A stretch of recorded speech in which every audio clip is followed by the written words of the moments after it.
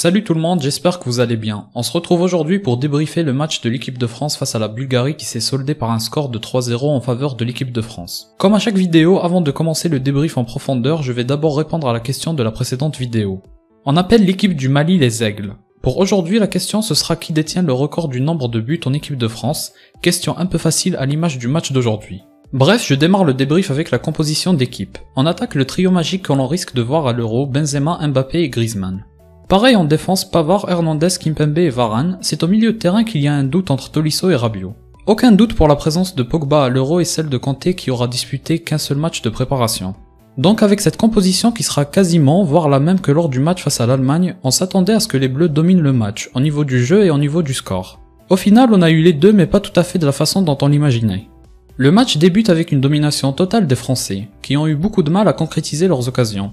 Plusieurs dédoublements ont été proposés par les trois offensifs qui ont l'air de s'entendre à merveille. Des 1-2 par-ci par-là, aucun doute à notifier quant à leur entente. Par contre, niveau efficacité, il y a des choses à dire. Déjà pour commencer, ce fut un échec total sur les coups de pied arrêtés et les corners qui jusqu'à-là représentaient une partie de leur force offensive. Dans le jeu, je peux citer des contres, comme celui qui a été mené par Benzema mais Mbappé qui lui fait une mauvaise passe pour finir. Je peux aussi citer Pogba qui trouve Benzema sur une passe magique qui lui essaye de finir en 2 touches de balle. Mais c'était un geste trop compliqué.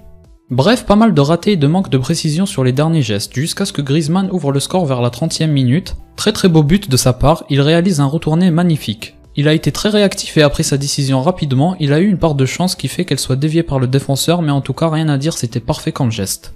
Ensuite, la domination continue, on a droit à une très belle talonnade si vous vous en rappelez de la part de Pogba vers Mbappé, qui malheureusement il a fini mal. Si il l'avait mise, ça aurait fini dans un top pass décisif de l'année. Suite à ça, on a la sortie de Benzema. Apparemment, il n'est pas blessé. Il est sorti car la douleur devait être insoutenable et par précaution pour l'Euro, autant ne pas prendre de risques. La première mi-temps se termine sur une bonne entrée de Giroud et un Pogba incroyablement technique. C'est le Pogba des grands soirs. Un peu déçu par le manque d'efficacité lors de la première mi-temps, mais c'est toute la difficulté face à des équipes qui jouent en bloc bas comme la Bulgarie. La seconde mi-temps reprend à l'image de la première, Hernandez un peu timide sort et laisse sa place à Digne, qui fait une entrée plus que correcte. Il participe au jeu, il tente même sa chance à un moment. Il mériterait peut-être de jouer à la place d'Hernandez puisque lui n'a pas montré grand chose. Pogba qui continue de faire des dingueries techniquement, rien ne l'arrête, l'équipe de Bulgarie tente de faire des choses sur des contres mais la défense et le milieu de terrain ont vraiment été solides. Une deuxième mi-temps beaucoup plus réussie de la part de Kanté je trouve, il a récupéré beaucoup de ballons et il s'est plus montré offensivement parlant. Avant de parler des 2 buts de Giroud à la fin du match, je tiens à parler de l'unique action qui s'est conclue par un tir des Bulgares, à ce moment-là le score était à 1-0. S'ils avaient mis ce but, ça aurait été un match totalement raté par l'équipe de France et aurait commencé à les faire douter. Comme quoi, un match de foot ça tient à pas grand chose. Et dans le foot, quand t'es le plus faible, ta chance ne se présente qu'une seule fois, et si tu la rates, derrière tu te fais exploser, et c'est ce qui est arrivé avec le doublé de Giroud. On peut dire que le karting a pris le dessus sur la F1, et pas qu'une seule fois. Bon, c'est pas vraiment représentatif de la classe d'écart entre les deux joueurs, même si je suis sûr que certains vont commencer à rabaisser Benzema parce que Giroud a mis des buts.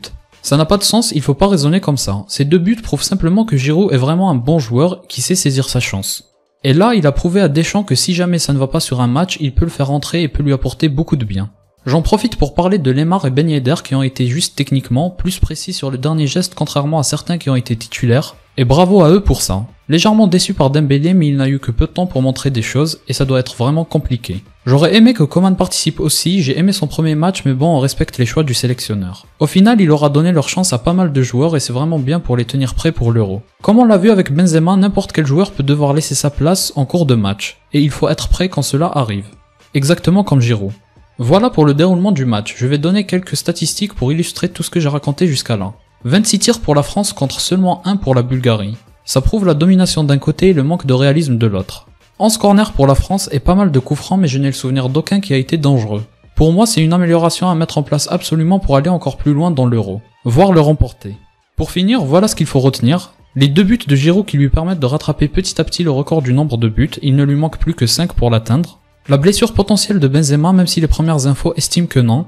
La place de Rabiot qui pourrait être prise par Tolisso vu qu'elle a été très correcte lors de ce match. Et le dernier point à retenir c'est Griezmann, qui comme d'habitude réalise le plus difficile, c'est-à-dire ouvrir la voie de la plus belle des manières. On arrive à la fin de la vidéo, j'espère qu'elle vous a plu. Écrivez-moi en commentaire votre avis ou votre analyse et dites-moi comment je peux améliorer les vidéos.